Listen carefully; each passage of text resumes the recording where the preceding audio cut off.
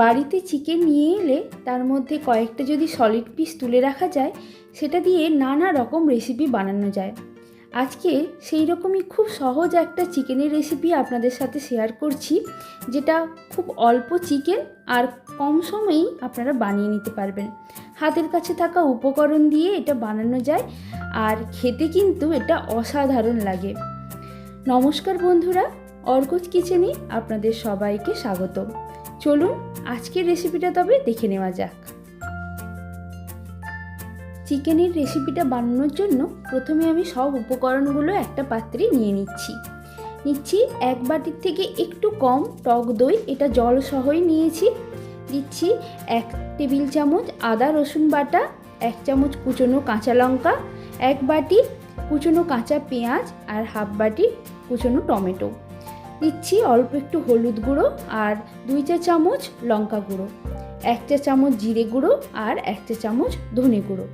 দিচ্ছি 1 টেবিল চামচ বাটা পোস্ত। এবার দিচ্ছি স্বাদ অনুযায়ী নুন, আর টমেটোর টক আর টক দইয়ের টকটাকে ব্যালেন্স করার জন্য দিচ্ছি অল্প একটু চিনি। এবার সব কিছু খুব ভালো করে আগে মেখে নিচ্ছি। এই অবস্থায় মেখে নিলে কি হয়, তাহলে নুনটা চেক করা যায়, কম লাগলে অ্যাড করা যেতে পারে, কিন্তু চিকেনে মেশানোর পর কিন্তু নুনটা আর চেক করা যাবে না। এখানে হলুদ কম লাগলো, তাই আরও একটু হলুদ গুঁড়ো আর লঙ্কা গুঁড়ো এর মধ্যে দিয়ে দিয়েছি। নুনটা এখানে ঠিক লেগেছে, তবে চিকেন মেশানোর পর আরও একটু নুনের প্রয়োজন, তখন এটা অ্যাড করব। আর এদিকে আমি 200 গ্রাম বোনলেস চিকেন নিয়েছি, সেটা এরকম ছোটো ছোটো টুকরো করে কেটে নিয়েছি, যাতে সেদ্ধ হতে বেশি সময় না লাগে।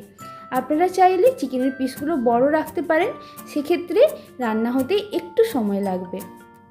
চিকেনটা দেওয়ার পর দিচ্ছি 1 টেবিল চামচ কাঁচা সরষের তেল, আর আরও একটু নুন এর মধ্যে অ্যাড করলাম। তারপর সব কিছু খুব ভালোভাবে মাখিয়ে এটা রেস্টে রাখবো আধ ঘন্টা থেকে 45 মিনিটের জন্য। যত বেশিক্ষণ এটা রেস্টে রাখা হবে তত কিন্তু এর স্বাদটা খুব ভালো আসে। আপনাদের হাতে যদি সময় না থাকে, সেক্ষেত্রে আপনারা 15 মিনিটের মতো এটা রেস্টে রাখতে পারেন। এবার একটা টিফিন বক্স নিয়েছি, তার মধ্যে মাখানো চিকেনটা দিয়ে দিলাম, আর কিছু ছোট পেঁয়াজ আমি এরকম হাফ করে কেটে নিয়েছি, সেটা এর মধ্যে দিয়ে দিচ্ছি। এটা অপশনাল, তবে এই চিকেন ভাপানোর পর এই পেঁয়াজগুলো কিন্তু খেতে বেশ ভালো লাগে। আর কাঁচা লঙ্কা চিড়ে এর মধ্যে দিয়ে দিচ্ছি অল্প একটু কাঁচা সরষের তেল। এরপর টিফিন বক্সের ঢাকনাটা বন্ধ করে দিয়েছি। এবার একটা কুকার নিয়েছি, এর মধ্যে অল্প একটু জল দিলাম, দিয়েছি একটা স্ট্যান্ড। এবার টিফিন বক্সটা এর মধ্যে বসিয়ে ঢাকনা লাগিয়ে সিটি দিয়ে নেব।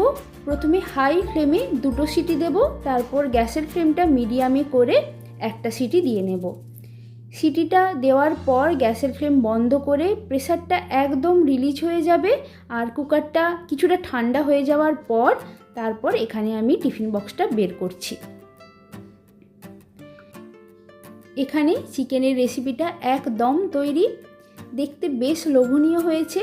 মুখে স্বাদ বদলানোর জন্য আপনারা এভাবে কিন্তু বানিয়ে নিতেই পারেন। কথা দিচ্ছি আপনাদেরও খুব পছন্দ হবে।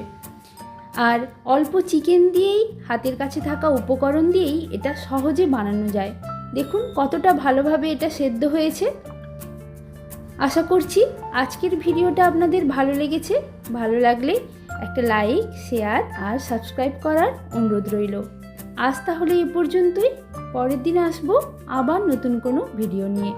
ভিডিওটা পুরো দেখার জন্য ধন্যবাদ।